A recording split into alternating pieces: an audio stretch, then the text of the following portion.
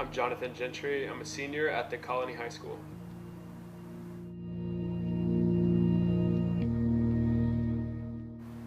I've grown up in this church actually, and then a Christian school as well up until ninth grade, and really from an early age I saw a lot of hypocrisy in the church, hypocrisy in my friends, and kind of double standards in the way they live, and that kind of turned me away from the gospel and from God and from the church. So I really tried to push away from that as much as I could, and really in the sixth grade is really I really kind of started to run the other way from the church and from God, and really just kind of started a downward kind of spiral. And I've always struggled with this acceptance. Like I've always longed to be accepted and wanted to be accepted, and then also just like a loneliness.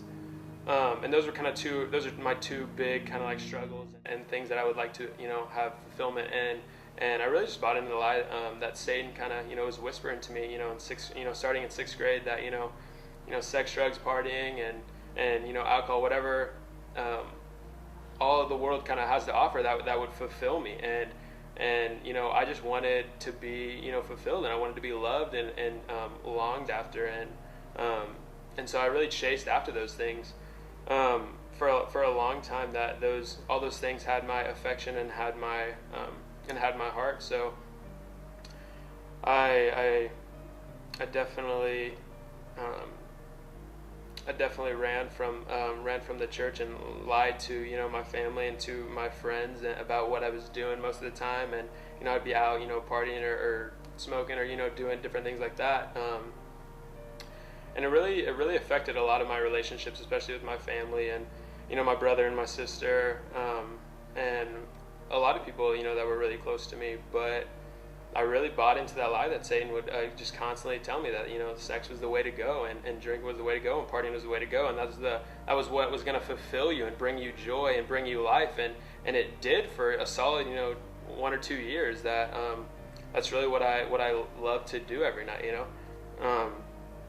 and it wasn't until like kind of the end of my freshman year of high school that depression really sunk in, and where I really was just kind of just distraught over the fact that the things that I've done and the things I just thought I wasn't good enough for God anymore, and I really thought that I've done too much and was too dirty, and I couldn't come back to a church or come back to the Father and be given grace.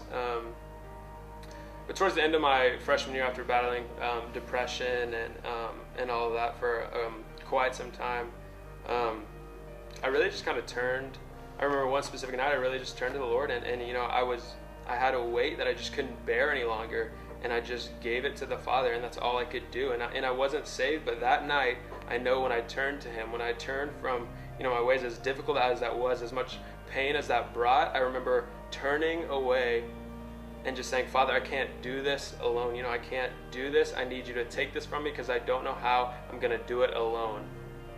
And I just remember that in those moments that the Father just came down and wrapped his arms around me, picked me up, and said, I got you. Let's go. Let's turn around. Let's fight. Let's do this together. I love you. You're righteous. I've made you clean. I died for you, and I love you. And ever since that night, I know that I've been with the Father, and I've walked with the Father, and I love the Father, and He loves me, and I mean, that's kind of it. My favorite story in the Bible is definitely the prodigal son, just because I can resonate with so much of that and identify with that story, and how the son kind of turned away from his father, and he had so much, but he said, I know more than my father. I know more, and he left, and he went out and he partied, and he wasted his money, and he wasted his inheritance, and then he fast forward, and he ends up coming back. And being so ashamed and so hurt and so worried, I don't think my Father's going to accept me, and I love that, because I resonate with that, because I feel like that was me. Like I've been in those shoes where I did all this stuff, and I didn't think that my Father, my Heavenly Father, was going to accept me. And when I came back, it says at the end of Luke 15, it says that I once was lost, but now I'm found, and I love that, because that's my story, that's my life. I once was lost, and then Christ saved me. Today I'm getting baptized because I absolutely love Jesus more than what people think of me.